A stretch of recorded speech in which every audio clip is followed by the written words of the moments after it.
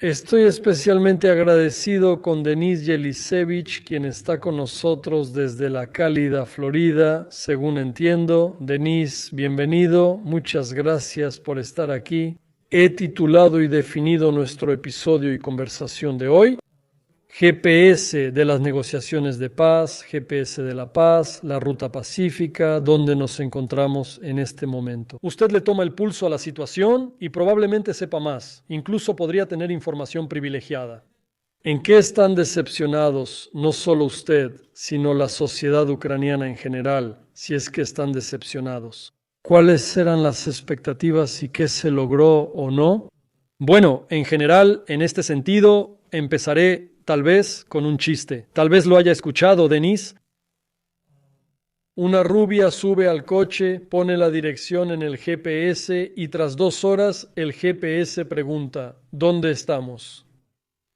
Probablemente algo similar ocurre en estas negociaciones pacíficas. Aunque tengo mi propio punto de vista subjetivo, basándome en la duración, basándome en el back and forth, como decimos en inglés. El conflicto coreano, la guerra de Corea, 1953, ¿cuánto tiempo duraron las negociaciones de paz hasta que todo se estabilizó?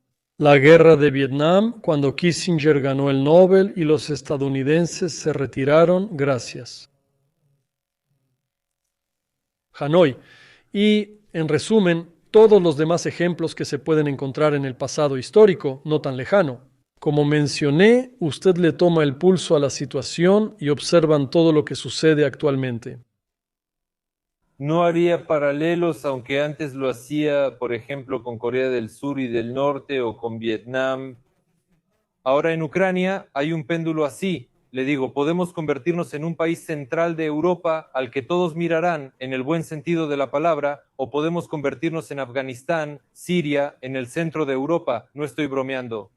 Y para el segundo escenario puede quedar hasta medio año, sí, sí, sí, en general hasta el final de la primavera. Creo que si me equivoco en esos detalles, será hasta finales del verano, salvo que haya paz o un alto al fuego.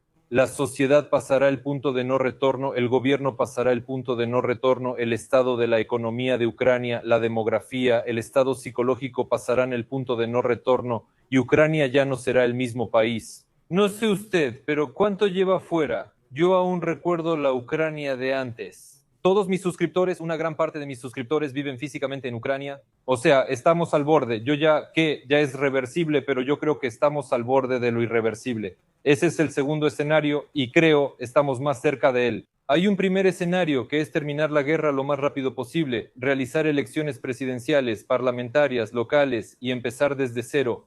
Puede llamarse un reinicio, pero creo que el sistema no es reformable. Un país maravilloso, sin mirar atrás ni depender.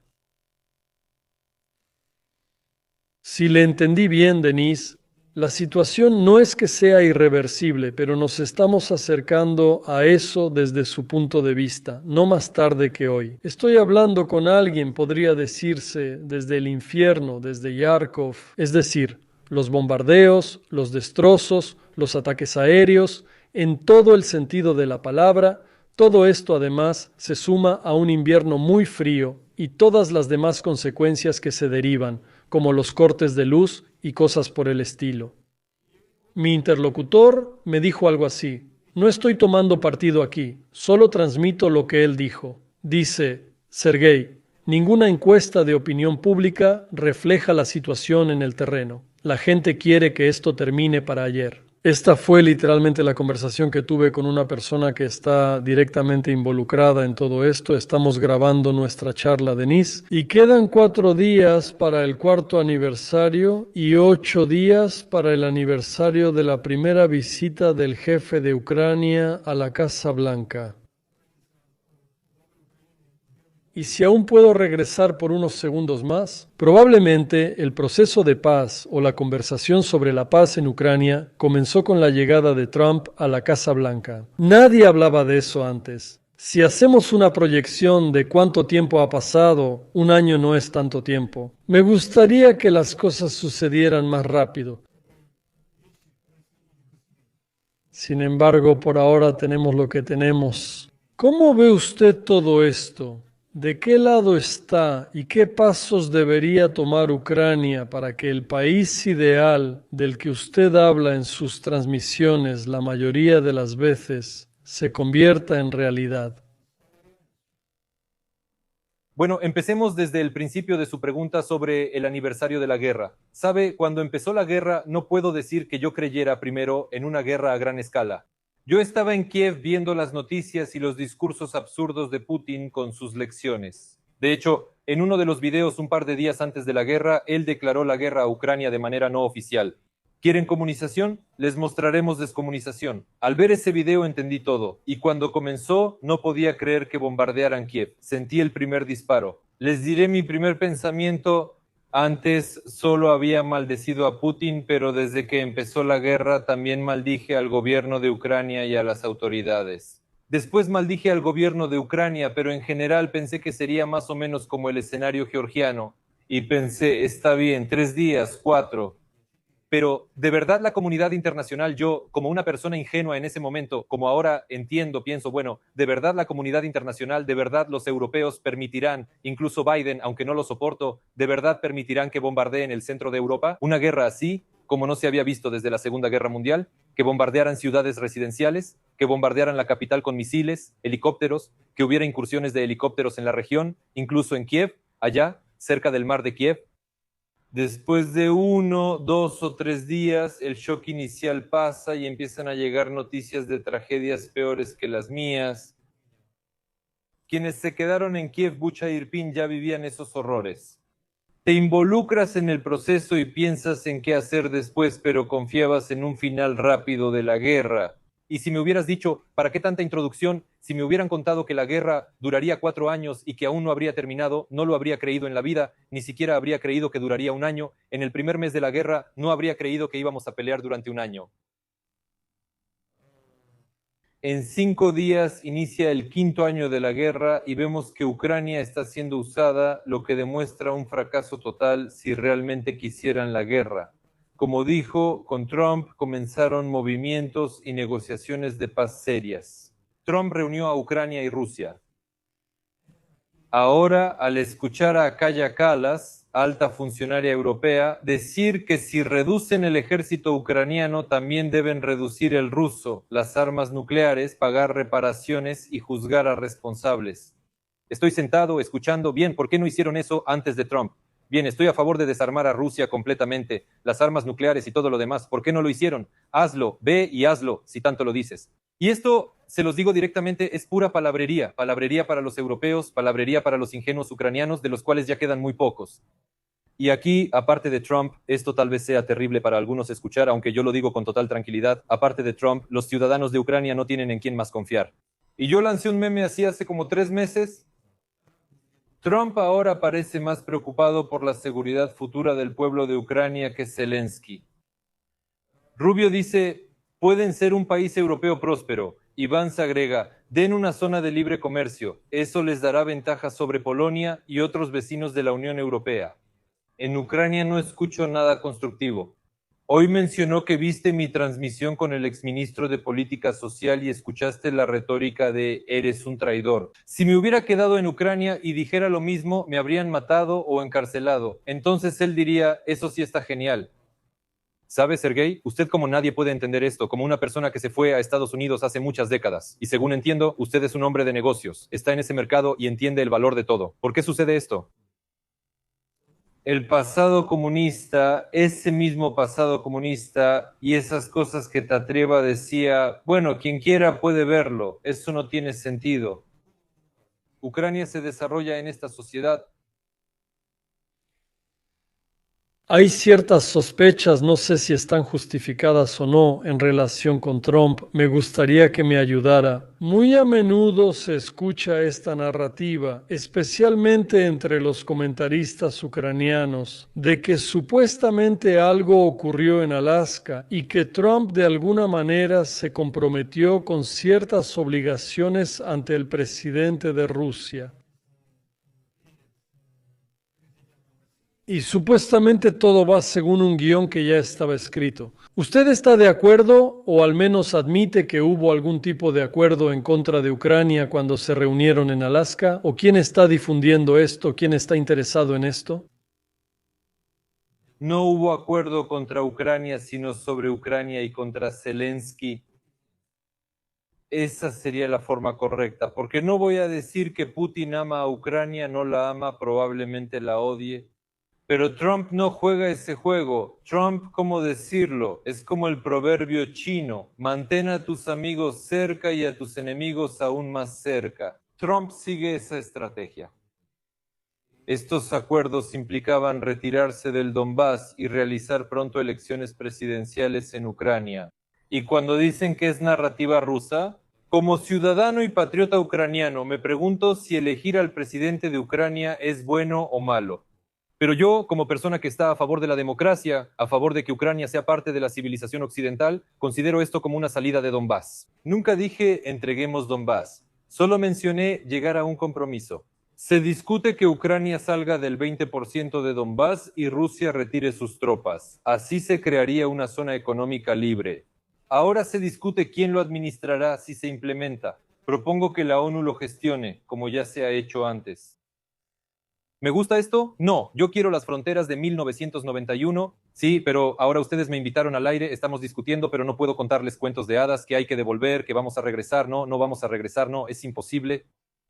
Y lo estamos discutiendo con ustedes. Son realidades muy desagradables también para mí porque recorrí toda Ucrania de punta a punta como deportista y conozco toda Ucrania, absolutamente desde Donetsk hasta Uzhgorod. Y aquí está, por favor. No, no, ya terminé. Quería preguntar, creo que es apropiado en este contexto, ya que el énfasis está en Donbass y el 20% restante. ¿Hay alguna manera de tomar el pulso y averiguar, realmente preguntar a la gente, tanto a los que viven allí como a los que no, incluso cerca de Donbass, sin mencionar a Ucrania occidental, cómo se siente la sociedad? De ese número, digamos que quedan 20, 25, tal vez 30 millones de personas. ¿Qué porcentaje de personas realmente podría decir, en nombre de detener todo esto que ocurre a diario y nadie necesita que le demuestren que el último invierno realmente fue infernal? Para el ucraniano promedio, aunque no me gusta ese término para personas, este invierno fue muy difícil. Hay mecanismos para medir el pulso de la sociedad ucraniana y saber cuántos estarían dispuestos a dar ese paso. Los servicios de inteligencia estadounidenses y las empresas privadas contratadas por la administración Trump ya lo han hecho con un 82%. Zelensky dijo en la conferencia de Múnich, creo que entrevista con Político, que el 90% está en contra de las elecciones. Antes él se oponía. También afirmó que el pueblo no entendería si se retiran del Donbass, pero esto no es cierto. Y estos índices de popularidad en Ucrania, imagínate si un hombre en edad de reclutamiento trabaja con la administración, con una empresa de sociología que se dedica a esto y publica resultados, realiza encuestas cuyos resultados no le gustan al presidente, él entiende que mañana va a terminar en el frente. Ahí inventan cifras por encargo o miedo, de varias formas. Bueno, hice una encuesta en mi canal de Telegram. Votaron más de 20,000 personas, es anónima. El 94% está listo para llegar a un compromiso y a favor de realizar elecciones presidenciales en Ucrania. Nunca sabremos las cifras reales, pues deberían ser transparentes, pero en Ucrania ahora las encuestas ya no son abiertas. Las que hace la CIA y la administración de Trump. En el país hay dictadura, la gente teme expresar su opinión. Conozco muchos casos donde no están de acuerdo con la política del partido y el Donbass les da igual. Decirlo abiertamente, incluso a vecinos, no está bien visto. Podrían denunciarte al Servicio de Seguridad de Ucrania. Pensarían que eres traidor o pro-Putin. Si la gente supiera que esto está protegido, nadie lo sabe. Anónimamente creo que el 80% apoyaría las elecciones porque es algo cercano. Quienes apoyan el compromiso, digámoslo bien, compromiso. No quiero cargar con lo negativo que provocó Zelensky, ni decir que yo causé esta situación. Toda mi vida, todo lo que hice fue para el beneficio de Ucrania. Y esta correlación será más o menos la misma para las elecciones presidenciales y para el compromiso en Donbass y el fin de la guerra. Supongo, Denise, que esto entra en especulaciones hipotéticas, como una tercera fuerza y un cuerpo social en esa área. ¿Cuáles son las ventajas para Ucrania y qué beneficios? ¿Cuáles son las desventajas si esto sucede, aunque la probabilidad, hay que decirlo de inmediato, parece muy pequeña? ¿Te refieres al compromiso a salir del Donbass? Salir del Donbass y establecer un gobierno temporal o tercera fuerza que supervise el proceso. ¿Qué ventajas tendría esto para Ucrania? La principal ventaja es terminar la guerra y tener la oportunidad de un futuro normal. Esto no es ninguna rendición, ni siquiera se parece a una rendición, aunque algunos sinvergüenzas en Internet lo difunden activamente, quienes además se hacen llamar amigos de Ucrania. No es ninguna rendición. Creo que la esperanza es mejor que la desesperanza. Y aún así, si hablamos en términos médicos, a veces hay que amputar una extremidad gangrenada para salvar todo el organismo o morir si no lo haces. Recalco que no fui yo quien causó esto, otras personas lo hicieron. Esa es la ventaja de las desventajas, ahí viven nuestros paisanos.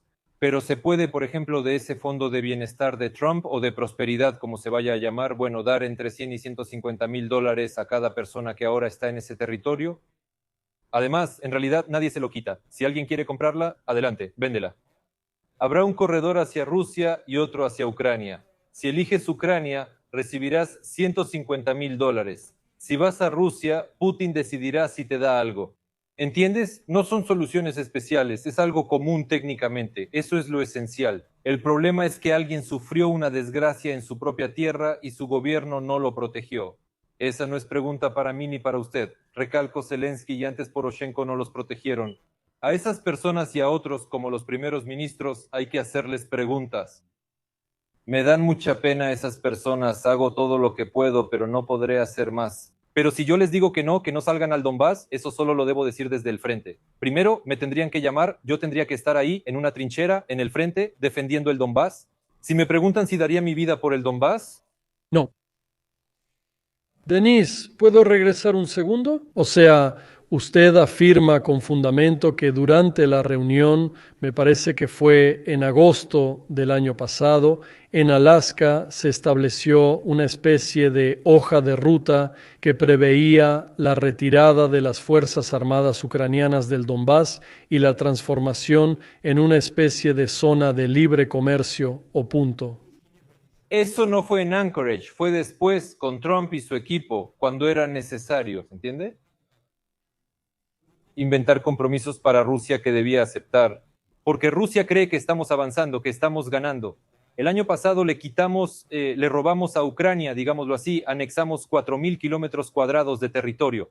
Que cada persona se imagine cuánto es eso. Un país que está ganando, aunque sea lentamente, realmente lentamente, que tiene más población, 5 veces más, 4 veces más, que tiene más dinero, un PIB incomparablemente mayor, recursos, una alianza con China. Y en resumen, es una máquina militar. Ellos creen que el compromiso solo es detenerse. La administración de Trump crea una jugada destacada en la zona económica libre tras Anchorage.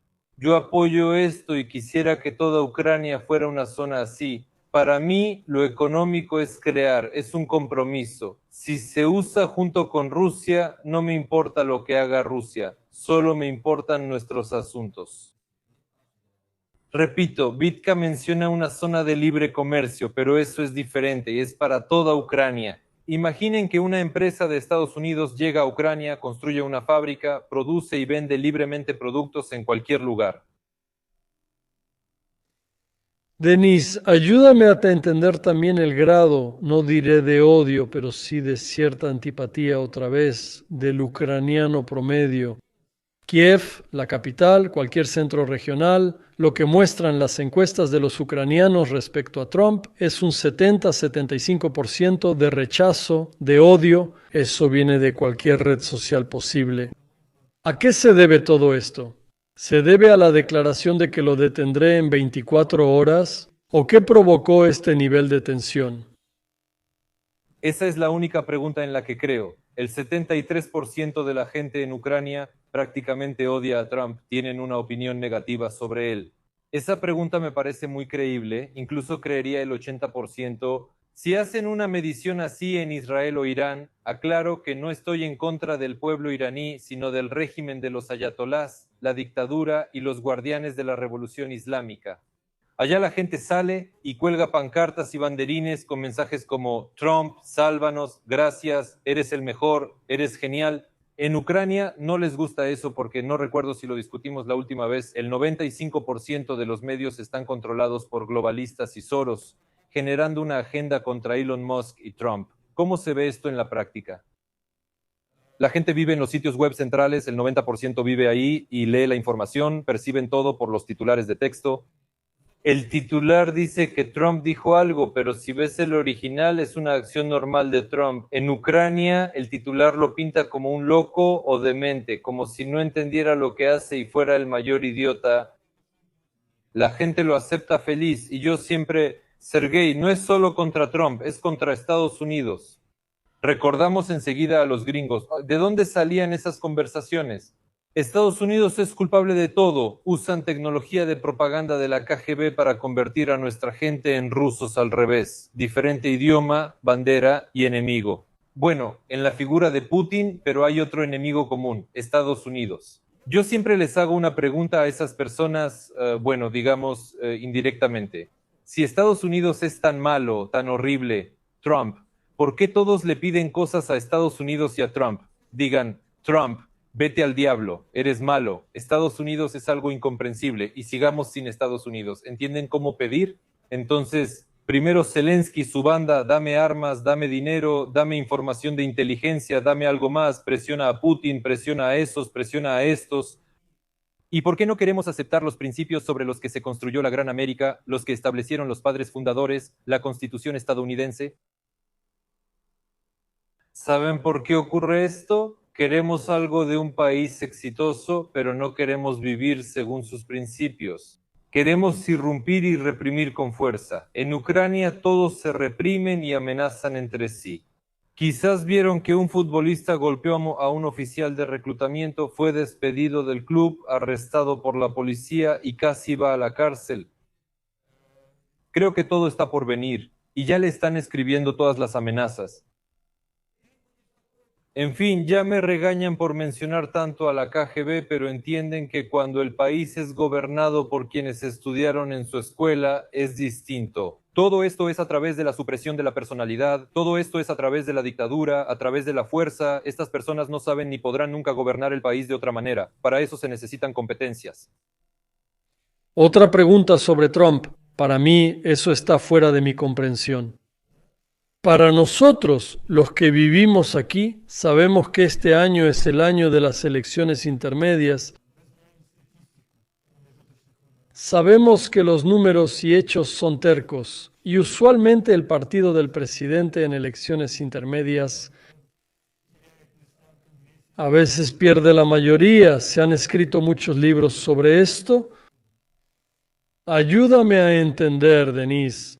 ¿Qué le importa al ucraniano promedio que vive por allá, en Cherkasy o en Mykolaiv o en la región de Odessa, si los republicanos pierden el Congreso? ¿Cómo se explica esto? Porque yo, con toda la información que tengo, trato de responderme esta pregunta, de ponerme en el lugar de esa gente, considerando también la gravedad de la guerra que ya lleva casi 4 años. ¿Qué significa esto para el ucraniano promedio si los republicanos pierden el Congreso? ¿Alguien le va a dar $1.000.000 o qué va a pasar? ¿Qué los motiva? A veces incluso llegan al éxtasis al hablar de esto.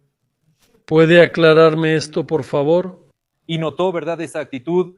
Es una locura. ¿Esa palabra no es correcta? Es sencillo. Regreso al 95% de los medios controlados por Soros. Les metieron esa idea, sí, amigos.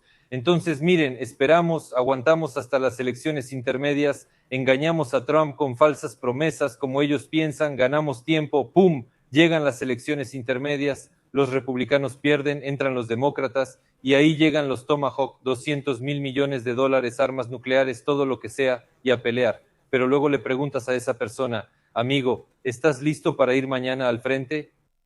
No. Él escribe comentarios sobre doblegar a Putin y qué quitar o devolver. Estoy de acuerdo, pero ¿quién lo hará? ¿Con qué? ¿Y quién apoyará? No, Denise, aún así no llegarán 200.000 millones, nadie venderá Tomahawks, pero Trump sigue como presidente. ¿Por qué tanto alboroto? Ellos están pensando en declarar un juicio político. Aún no termino el juicio político. Están pensando en todo esto y después el juicio político. Y la guerra. La gente sabe cómo funciona el sistema estadounidense, por supuesto. No lo entienden, nadie se los explica. La prensa dijo que Trump ya está colgando de un hilo. Me hablaron del juicio político a Trump, Sergio, 2 meses tras la toma de posesión, ya tenían a Trump en juicio político desde que asumió el cargo hasta hoy y las listas de Epstein. Ahí, ahora la situación con Trump es así, ya hay miles de desmentidos, el Ministerio de Justicia, la Fiscalía, todos hicieron esas solicitudes locas, ni siquiera se llevaron a cabo investigaciones. Ya todos lo llaman con la letra P. Le gustan los niños en otro sentido y así sucesivamente. Y a eso yo lo llamo esquizofrenia total. Eso es trabajo de propaganda. Es algo terrible. Cuando eso ocurría en tiempos de Hitler, pensaba que no había internet ni tecnología. Hoy con internet, YouTube, Telegram e inteligencia artificial puedes buscar, verificar y elegir tu contenido sin imposiciones. La gente sigue igual, hay que admitirlo. En eso gastaron miles de millones de dólares. La propaganda es más que solo televisión, radio, periódicos o internet. El espíritu de hoy, detrás de esto hay un espíritu concreto. Pero vamos, Denise, empecemos de manera más optimista porque llamamos a nuestro encuentro el GPS de las negociaciones de paz. ¿Dónde ve usted ahora todo este proceso? ¿Qué lo obstaculiza? ¿Cómo se puede acelerar? ¿Y cuál será el desenlace? Últimamente también se oyen voces que no descartan que Trump salga del juego a inicios del verano, se lave las manos y diga, chicos, ya basta. Yo me ocupo de mi agenda interna, tengo en qué ocuparme, y Ucrania como que no está en la agenda del día. Es difícil saberlo con el GPS. Desde el inicio mencioné el péndulo y que el lugar no está definido. Todo podría colapsar en cualquier momento. En cualquier momento se puede lograr un gran progreso, y les diré por qué. Budanov y Arahamiya del grupo negociador de Ucrania buscan la paz. Tenemos ahora una situación única. En general, o sea, ayer The Economist escribió, pero interpretan mal algunas cosas, escriben que el grupo negociador ucraniano está dividido en dos partes. La primera parte es Budanov, bueno, ellos escriben Budanov, pero yo sé que Arahamiya está a favor de la paz. Estados Unidos entiende que la ventana de oportunidades está a punto de cerrarse y será una catástrofe si no se logra la paz. Sí, una paz desagradable, pero al fin y al cabo, paz. La segunda parte está controlada por el ex jefe de la oficina presidencial, Ermak, conocido. Intentan retrasar negociaciones e intervenir, pues es negocio para algunos planes. Por eso pienso que Zelensky como presidente debe tener una visión y con base en ella definir la delegación con un objetivo claro. Y el presidente declara que está por la paz y esos están por la guerra. Y el propio presidente, fuera de cámaras, en realidad está muy a favor de la guerra, si eso le mantiene en el poder, y eso le mantendrá en el poder. Y así está el lío. Pero repito, un avance es posible. Actualmente se está discutiendo en las negociaciones técnicamente cómo separar las tropas, es decir, no es política, sino técnicamente cómo hacer todo esto. Porque se llegó a la conclusión de que lo importante primero es que los militares estén listos. Si mañana dicen, chicos, nos separamos, paz y nadie dispare, eso es fácil de decir. Y cuando hay cientos de miles de militares ahí, ustedes entienden perfectamente, cuando operan saboteadores, servicios de inteligencia, la guerra de drones, cualquier idiota puede tomar un dron, lanzarlo a algún lugar y decir, y esos empezaron otra vez a crear un casus belli. O sea, es un proceso muy complicado. En eso están trabajando ahora. ¿Qué puedo decir? Gracias a Dios. Luego vendrán decisiones políticas, eso espero. O como dijo usted, engañan a Trump y él en verano dice, sigan sin mí. Entonces empiezan a vengarse de Putin y Zelensky. ¿Usted tampoco descarta esa opción? Sí. Por supuesto, yo creo en la paz, se los digo de una vez, creo en la paz, pero no descarto esa opción. Pero entonces pasará lo que mencionamos al principio del programa. Eso es similar a Siria y Afganistán, pero en Europa, con el país dividido por clanes, así sería. Ese país aparece en el mapa, pero no es habitable ni tiene futuro, está siendo destruido interna y externamente. Bien, sobre Trump, sobre su postura, sobre el grado de odio hacia él, sobre la falta de aceptación de Ucrania, Quizá odio es una palabra muy fuerte. No, la palabra es falta de aceptación. Déjame aclarar algo de inmediato, Denis. No soy ciudadano ucraniano, nunca he sido ciudadano ucraniano. Nos fuimos cuando todavía era la Ucrania soviética. Por eso no me atrevería a opinar sobre la figura principal de Ucrania. No es mi asunto, pero ayúdame a entender. Probablemente no solo a mí, sino también a cierta cantidad o a una parte de nuestros oyentes, Hoy interviene, me parece que fue una conferencia en Múnich sobre seguridad o en los pasillos de esa conferencia. Y suena como una bofetada, tal vez esa sea la palabra adecuada, una declaración que probablemente no corresponde al rango presidencial. Lanza un mensaje al líder de Hungría y dice que mejor se preocupe por su panza, o que en vez de crecer la panza, haga crecer el ejército o algo así. Por favor, no me lo tomen a mal. Probablemente no voy a reproducir la frase completa, pero ¿de qué se trata esto y para qué necesita un país en guerra este tipo de bofetadas, estos ataques hacia Víctor Orbán? No estoy defendiendo ni a uno ni al otro, no me inclino ni por uno ni por el otro. Observo todo esto desde lejos, desde el otro lado del océano, y quiero entender de qué se trata. ¿Es esta la escuela de diplomacia de Krivoy Rog? Durante la guerra nos peleamos con todos menos con Rumania, creo. Con Hungría, Polonia, Eslovaquia, Eslovenia, con todos. En el caso de Orbán, los izquierdistas globalistas juegan el mismo juego y se apropiaron de Zelensky, Hungría y las elecciones. Zelensky intenta derribar a Orbán y dice que debe enfocarse en fortalecer el ejército, no en dejarse crecer la panza.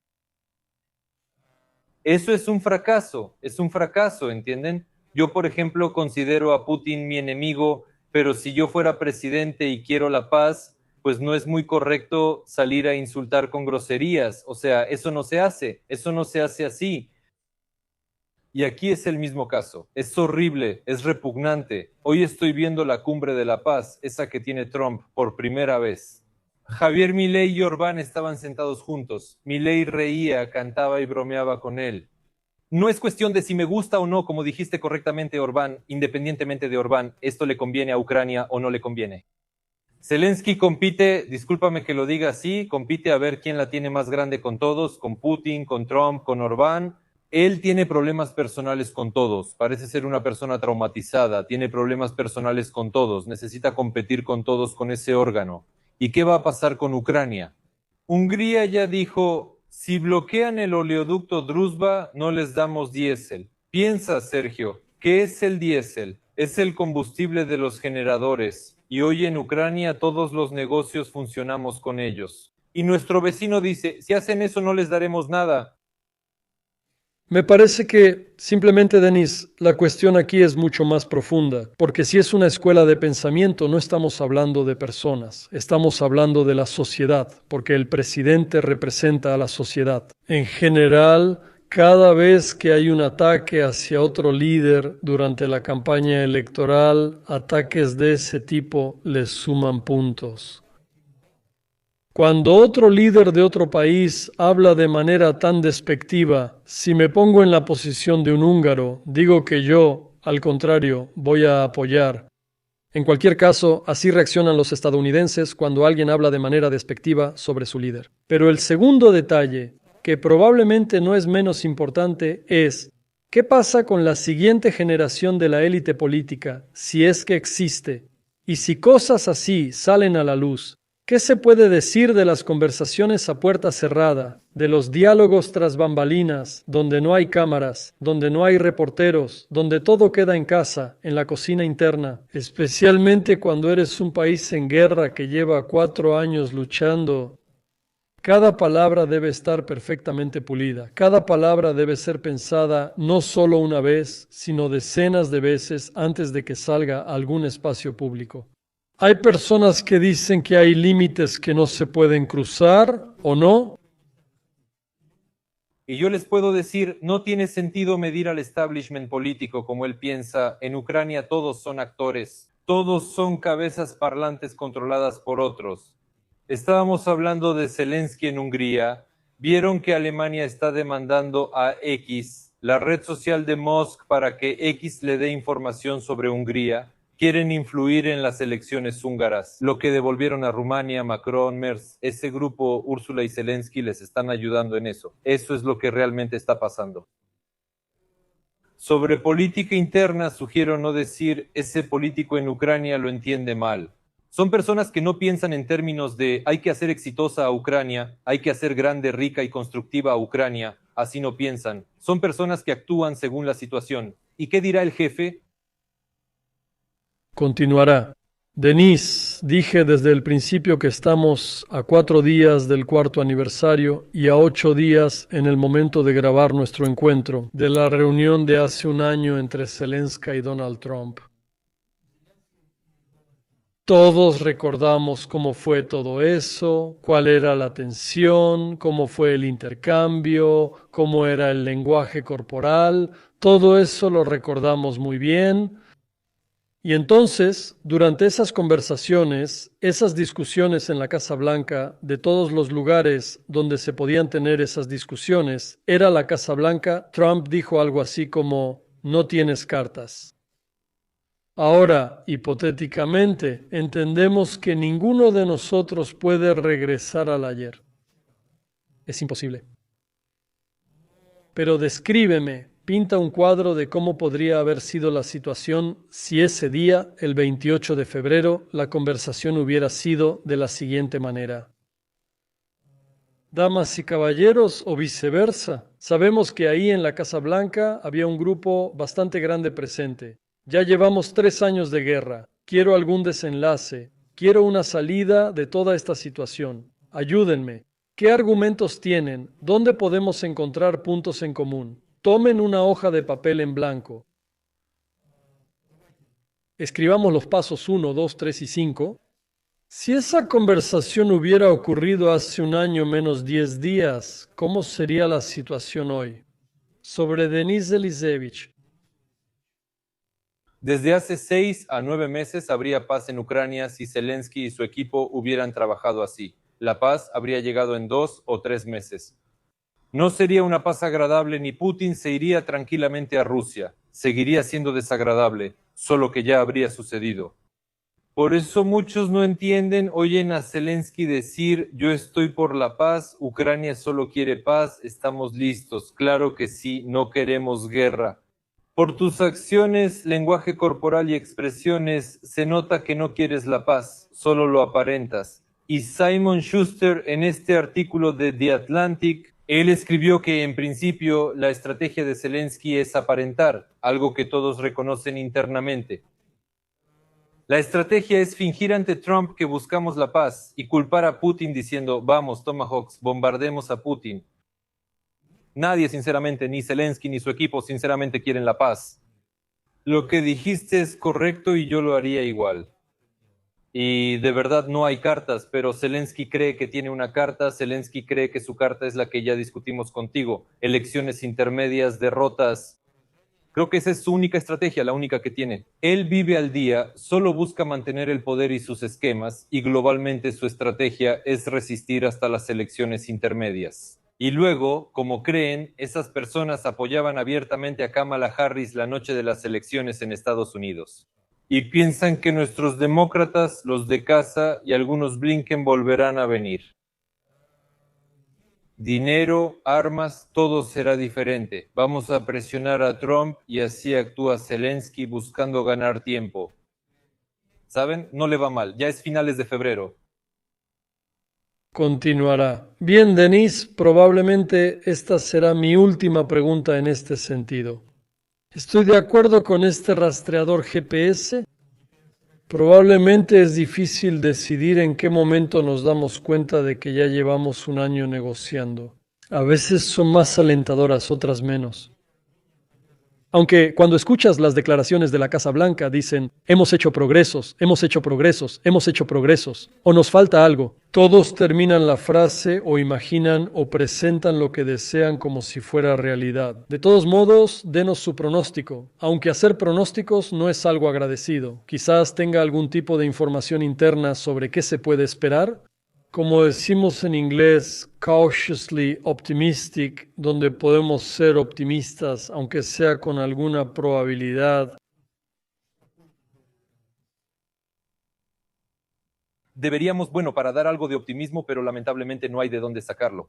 ¿Puedo repetir el pronóstico que di basándome en la información que tenía a finales del año pasado?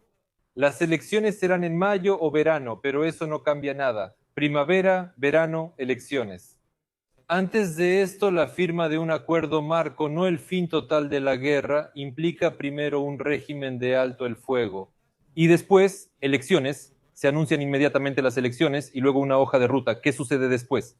Quieren hacer elecciones junto con Estados Unidos al mismo tiempo que el referéndum para que el pueblo vote según el plan. Claro que nos duele lo de Donbass, pero apoyamos el compromiso. Y luego la hoja de ruta, ahí hay un montón de cuestiones técnicas, quién se retira, quién entra, qué hacer después, Ucrania, luego elecciones parlamentarias y el fondo de Trump.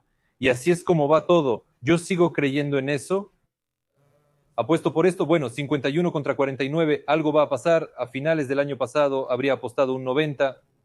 Pero yo todo el tiempo, ¿sabes cómo? Todo el tiempo subestimo al equipo de Zelensky y a él personalmente, porque de alguna manera, bueno, todavía me queda algo de sentido común, pero también hay un cierto instinto de autoconservación. Trump tiene material comprometedor y apenas empieza a presionar a Zelensky. Quizás sea la primera señal seria. Trump anunció que se darán a conocer los países y personas que influyeron en las elecciones presidenciales de Estados Unidos en 2020. Y como saben, básicamente fue por Zelensky que se le hizo un juicio político a Trump en ese entonces, y Trump es una persona muy rencorosa. Y si esto se dice y se publican los documentos, entonces ni siquiera después de eso nada podrá salvar a Zelensky. También hay muchos temas financieros y otros. Saben de los escándalos de corrupción actuales en Ucrania. Entren a mi canal de Telegram, hicimos un video en TikTok donde Zelensky y el exministro de Energía Igor Lushchenko dan una entrevista y Zelensky cuenta algo. Estos ladrones robaban nuestro dinero, lo enviaban y el ministro está ahí, sí, sí, sí, y luego lo atrapan en este esquema por robar 112 millones de dólares. En un país sin luz, sus conocidos, mi familia y todos sufren por la falta de electricidad, mientras ellos robaron 112. Eso es solo un episodio, Sergei, 112 millones de dólares y todo bien. Son los amigos de Zelensky, ¿entiendes? Ya no hay nada más que decir. Solo tengo una pregunta sobre ese 20% de la población que puede apoyarlo. ¿Son quienes ganan dinero con la guerra y los tontos ciegos? ¿Qué más quieren? En general, este tipo de personas realmente pueden darse cuenta de que Zelensky es una mala persona, que todo lo que está pasando está mal. Te dije, Denise, que probablemente esta sería la última. Esta pregunta, la última, solo tu opinión subjetiva. ¿Cuál sería el intervalo óptimo entre la firma del acuerdo marco, digamos en abril, mayo o junio, y la realización de las elecciones? ¿Por qué es malo un intervalo corto? ¿Por qué es malo un intervalo largo o al revés? Gracias, es una muy buena pregunta y llevará tiempo responderla. Creo que se necesitan al menos 4 meses para una campaña electoral completa en cualquier caso, y las elecciones pueden hacerse en 3 o 4, bueno, mínimo en 3 meses. Apagamos el telemaratón, encendemos los canales de televisión.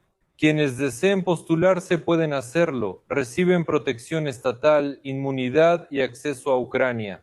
El registro es democrático y controlado por Estados Unidos, garantizando libertad de expresión y sin represión a candidatos ni juegos ocultos. Ese es el formato actual. Zelensky ahora se está preparando, para que lo sepan, su equipo se está preparando. Es decir, ¿cómo les explico esto? Así como los militares pueden desplegar rápidamente un acampamento militar en condiciones de campo, ellos también pueden organizar rápidamente unas elecciones. Ahora mismo se está haciendo un trabajo técnico. Es decir, si los presionan para que hagan elecciones, él cree que tiene algo que ofrecer y no permite que otros hagan una campaña normal. Organizan todo rápido y la Rada Suprema aprueba una nueva ley. Porque según la ley anterior se necesitan exactamente 90 días antes. Anuncias las elecciones y después de 90 días, o sea, no antes. Pero ahí podrán hacerlas en un mes. En 2 semanas, si es necesario, puede llegar a eso. Les diré esto en mi opinión, ya sean 2 semanas o 4 meses, y todos los candidatos, como yo quiero y como se debe hacer correctamente, Zelensky no ganará en ninguna, aunque use todos los recursos administrativos, reprima a todos, aplaste a todos. No ganará en ninguna elección, pero lamentablemente él no lo entiende, y las elecciones son simplemente un proceso obligatorio. Y sinceramente, la última decisión correcta de Zelensky en su vida que puede tomar en ese cargo es no postularse ni jugar ese juego, sino proponer a alguien de su parte, y él está considerando eso. Algo así. Quería preguntar algo más, pero ya se me fue la idea. Creo que lo dejaremos para la próxima vez. Gracias a usted, Denise, por su tiempo. Siempre muy agradecido. Me alegra nuestro encuentro virtual. Comparto su pasión. En lo que respecta a Ucrania, nos gustaría, esperamos, rezamos para que todo esto termine, que termine lo antes posible y que se logre algún tipo de solución. Ese es el vector de desarrollo de este país, desde el punto en el que se encuentra como resultado de la guerra hasta las oportunidades que se le presentarán. Y la gente que se esforzará para que se logren estos objetivos será mucha. Hay muchísimo trabajo por hacer. Gracias de nuevo por estar aquí y les deseo gran éxito creativo. Y espero que tengamos otra y no solo una reunión de este tipo en este formato. Gracias, Denise.